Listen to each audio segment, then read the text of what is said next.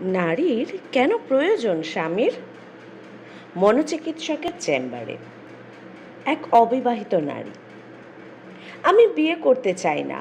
আমি শিক্ষিত, স্বাধীন এবং আত্মনির্ভরশীল। আমার স্বামীর কোনো প্রয়োজন নেই। কিন্তু আমার বাবা মা বিয়ে করার জন্য চাপ দিচ্ছে। এখন আমি কি করব?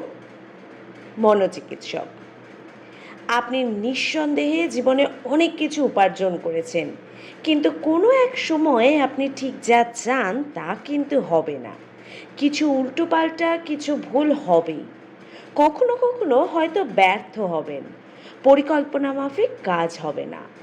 কখনো কখনো আপনার ইচ্ছে পূরণও হবে না। তখন কাকে দোষ দেবেন? নিশ্চয়ই নিজেকে না। মহিলা: কখনোই না।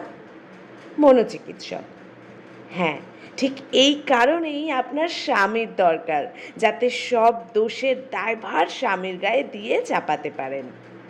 দোষ চাপানোর জন্য হলেও একটা স্বামীর দরকার। লম্বা লিস্ট আছে।